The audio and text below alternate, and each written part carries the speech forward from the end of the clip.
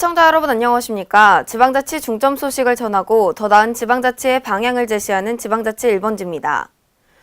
최근 아파트에서 간접 흡연으로 인해 주민들 간의 갈등이 빈번히 일어나는데요.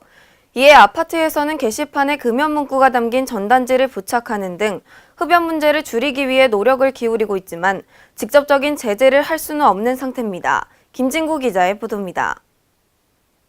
아파트 간접 흡연이 최근 층간소음보다 민원이 더 많이 발생하는 등 주민들 간의 갈등이 심각해지고 있습니다. 24일 전라북도 전주의 한 아파트에 사는 김한조 씨는 집안 곳곳에서 나는 담배 냄새 때문에 괴로워했습니다. 아파트 환기구를 통해 다른 집에 담배 연기가 흘러들어오기 때문입니다. 김 씨는 아파트 관리사무소를 통해 흡연을 자제시켜달라고 요청했지만 상황은 개선되지 않았습니다. 참다 못한 김 씨는 결국 아래층 이웃을 찾아가 흡연을 자제해달라고 요구했습니다. 그러나 아래층 이웃은 내 집에서 담배도 못 피우냐? 그럼 대체 흡연자들은 어쩌라는 거냐며 목소리를 높였습니다. 1층에서 담배를 피시면은 그 냄새가 화장실 환기구를 타고 올라오니까 그래서 그냥 저희 집은 아예 화장실 환기구를 막아버렸어요. 냄새 못 올라오고. 뿐만 아니라 베란다를 통해 들어오는 담배 연기나 계단 등 공공구역에서 담배를 피우면 출입하는 주민들은 간접 흡연을 할 수밖에 없는 처지입니다. 일부 아파트에서는 층간 흡연 문제를 줄이기 위해 게시판이나 출입구에 담배를 피우지 맙시다라는 문구가 담긴 전단지를 부착해 놓은 상태이지만 주민의 양심에 맡길 뿐 직접적인 제재를 할 수 없는 실정입니다. 이에 국민권익위원회와 국토교통부는 공동주택 실내 간접 흡연 피해 방지 방안을 마련해 2017년 말까지 공동주택관리법을 개정하기로 했습니다. 국토부 관계자는 법 개정 전이라도 가족과 이웃의 건강을 배려해 공동주택 실내 흡연으로 인한 피해가 줄어들기를 기대한다고 말했습니다. K랜 김진구입니다. 전라북도가 드론 산업의 육성 방안과 전략을 모색하기 위해 드론 산업 육성을 위한 심포지엄을 개최했습니다. 이 자리에서 전문가들은 공간적 산업적 배경 등 인프라가 월등한 전북 드론 산업의 발전 가능성을 내놓았습니다. 김승균 기자의 보도입니다. 전라북도가 드론 사업 육성에 적극적인 행보를 펼칩니다. 2016년 26억 달러 규모의 민간 드론 시장 규모는 10년 내에 4배 이상 성장할 것으로 전망되며 그 중에서도 산업용 드론 분야가 가장 크게 성장할 것으로 전문가들은 예측하고 있습니다. 이에 국토부는 지난 5월 드론 산업 활성화를 위한 규제 개혁과 정책 지원 방안을 발표해 추진 중에 있습니다. 이러한 시점에 발맞춰 전북도도 도청에서 전북 드론 산업 육성 심포지엄을 열고 소프트웨어 개발과 관련 인프라 확보에 나섰습니다. 이날 심포지엄에는 송하진 도지사, 새누리당 정운천 의원 외에도 각 기관 관계자들이 모여 드론 산업에 대한 활성화와 비즈니스 모델 공유에 대한 논의가 이루어졌습니다. 또한 미래창조과학부가 지정하는 소프트웨어 전문 인력 양성기관으로 전북 테크노파크가 선정됨에 따라 지역 소프트웨어 산업 육성 및 인력 수급에 전폭적인 지원을 기울인다는 입장입니다. 전라북도는 탄소 산업을 도정의 핵심 정책으로 추진하고 있습니다. 드론 산업은 탄소 산업의 탄소 소재의 50%를 사용하고 있습니다. 탄소 산업의 전방 산업으로서 드론 산업은 전라북도 발전을 위해서 꼭 필요하다고 판단을 하고 있습니다. 그래서 본 심포지엄을 개최하게 됐습니다. 전북 미래산업과장은 창조경제 실현을 위해 소프트웨어가 핵심적인 역할을 담당해야 하며 산업 발전을 위해서는 관련 전문 인력이 절대적으로 중요하다고 강조했습니다. K랜 김승균입니다. 모든 차류의 맛과 향을 즐길 수 있는 축제가 전라북도 정읍에서 열립니다. 오는 29일부터 30일까지 제5회 정읍 자생차 페스티벌이 내장산 문화광장 옆 농경문화체험교육관에서 개최됩니다. 김성지 기자의 보도입니다. 이달 말 전북 정읍을 방문하면 각양각색의 차를 즐기며 차향과 함께 가을의 정취를 느낄 수 있습니다. 정읍 녹차를 포함한 모든 차류가 한자리에 선보이는 정읍 자생차 페스티벌이 29일부터 30일까지 정읍 농경문화체험교육관에서 열릴 예정입니다. 정읍 자생차 페스티벌에서는 다양한 차전시는 물론 시음 행사도 열릴 예정입니다. 근본 자생차 페스티벌을 통하여 정읍 자생차의 역사와 우수성을 알리고 소비자와 차 생산자가 함께 소통할 수 있는 문화 공간으로 만들어가도록 하겠습니다. 또 달의 시연 등 다채로운 프로그램을 선보여 일반인들이 올바른 차 음용을 할 수 있도록 유용한 정보를 제공합니다. 예로부터 정읍차는 지방 토산품으로 진상되거나 약재로 활용된 기록이 있을 만큼 명성이 자자했습니다. 한편 시는 정읍 자생차의 우수한 역사성을 바탕으로 차문화 산업 육성과 발전에 나설 예정입니다. K라인 김성지입니다. 전라북도 군산 공설시장은 지난 6월 중소기업청 공모사업인 청년몰 조성사업에 선정됐는데요. 이번 사업은 내년 12월까지 총 사업비 15억 원을 지원받아 청년 상인 20개 점포를 육성할 계획입니다. 유희관 기자의 보도입니다. 전라북도 군산 공설시장에 내년 12월까지 청년 상인이 운영하는 점포 20곳이 들어서기로 함에 따라 군산시가 청년몰을 이끌어 나갈 청년 상인들을 모집합니다. 중소기업청의 공모사업으로 추진되고 있는 청년몰 조성사업은 전통시장 내 문화, 전통, 체험 등이 융합된 창의적 테마 공간의 쇼핑몰로 청년 상인들이 주체가 되어 운영될 예정입니다.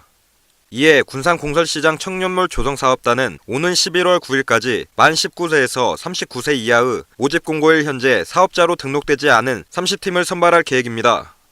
또 업종별 청년 상인을 모집한 이후 서류, 면접심사, 입점 후보자 선정, 창업교육을 거쳐 평가를 통한 점포 입점자를 최종 선정하고 지원에 들어갈 방침입니다.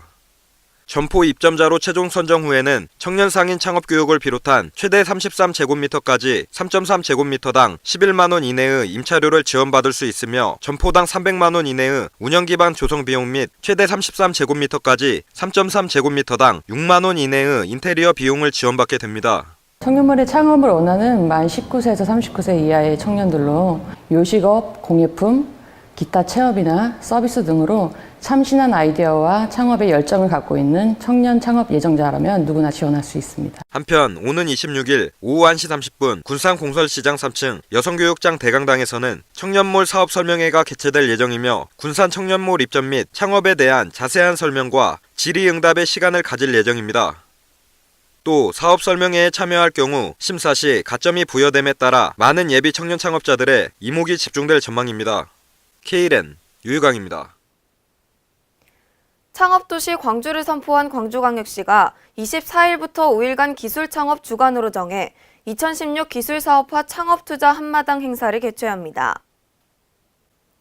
이번 행사는 공공기관과 대기업, 대학 등이 보유한 기술을 기반으로 지역 내 창업을 활성화하고 창업자에게는 투자 유치와 기술 사업화 기회를 제공해 창업에 대한 긍정적인 인식을 제고하기 위해 마련됐습니다. 대학이 가진 기술로 창업을 유도하는 핵심 역할을 할 광주연합 기술지주 출범식을 시작으로 광주 이노비즈 센터에서는 삼성전자 특허기술 무상 나눔을 위한 설명회 및 전문가 상담, 한국전자통신연구원 및 전자부품연구원의 우술기수 발표 등이 진행됩니다. 또한 지역 우수 창업기업의 투자 유치 역량 강화 및 정보 교류를 위한 무등 벤처 포럼 및 또한 지역 우수 창업기업의 투자 유치 역량 강화 및 정보 교류를 위한 무등 벤처 포럼 등 청년 일자리 창출을 위한 벤처 청년 인재 매칭데이가 광주 창조경제혁신센터에서 진행됩니다. 행사 기간 인터넷 방송 쫄지 말고 투자하라를 통해 수소 기반 창업기업인 제이카와 자이언트 드론의 IR 및 수소전기차 분야 토크쇼 등이 진행될 예정입니다. 이에 시 미래산업정책관은 이번 기술창업 주간 행사는 광주시가 기술창업 도시로 성장해가고 있다는 상징적 의미와 지역 내 창업을 활성화하고 투자 기술 사업화의 기회 제공 등 창업붐 조성을 위해 마련됐다고 설명했습니다. 원희룡 제주도지사가 지난 24일 제주대학교에서 진로와 관련된 멘토링 특강을 진행했습니다. 이번 특강은 도내 대학생들을 격려하고 꿈을 위한 메시지를 전달하기 위해 마련됐으며 120여 명의 제주대 재학생들이 참석해 제주의 비전에 대한 이야기를 경청하고 질의응답 시간을 가졌습니다. 원도지사는 이 자리를 통해 도전정신과 창의적인 마인드, IT와 디지털에 대한 기본적 감각, 외국어의 필요성을 강조하고 도내 지방공기업 및 외국 투자기업 등을 통한 취업기회 확대와 도내 대학생 및 교통약자 지원을 위한 제주특별자치도의 대중교통체계 개선 및 공공임대주택 건립에 대한 현황도 소개했습니다. 특히 도는 대학생들을 위해 학업과 취업 및 창업에 필요한 모든 지원을 하고 환경을 조성할 테니 대학생들은 자신의 역할에 집중해달라고 주문했습니다. 한편 제주특별자치도는 앞으로 도내 대학정책 방향 설정 및 취업 역량 증대를 위한 소통을 강화해 나갈 예정입니다. 대학생들의 가장 큰 관심사인 취업 문제를 해결하기 위해 취업 관련 예산 지원 등 행정적 지원과 함께 대규모 개발 사업 등의 도내 대학생들의 양질의 일자리 창출 기회를 마련할 계획입니다. 또한 도내 공기업과 도 이전 공공기관 등의 도내 대학생 고용 확대를 추진하는 등 대학생 취업 문제 해결에도 적극 나설 방침입니다. 119 응급구급차 출동 빅데이터 분석 결과가 구급대 재배치에 활용되고 전국으로 확산될 전망입니다. 행정자치부 정부통합전산센터와 대전광역시 소방본부는 지난 5개월 동안 119 구급대의 과거 5년간 출동 데이터 31만 건을 분석했습니다. 분석 결과를 바탕으로 119 구급대 중 일부를 출동 건수가 많고 인구가 늘어나는 지역으로 위치를 변경해 골든타임을 확보하고 과학적 구급 행정을 구현할 수 있게 했습니다. 행정자치부 지방행정연수원은 10월 23일부터 11월 5일까지 아시아, 아프리카 등 9개 개발도상국, 지방정부 고위 중견 공무원들을 대상으로 2016년 개발도상국 지방행정 과정을 운영합니다. 이번 과정은 개발도상국 현지로부터 사전 파악한 교육 수요를 반영해 기관 방문, 문화체험 등을 연계한 맞춤형 연수 과정으로 설계됐습니다. 이상으로 지방자치 1번지를 마칩니다. 시청해주신 여러분 고맙습니다.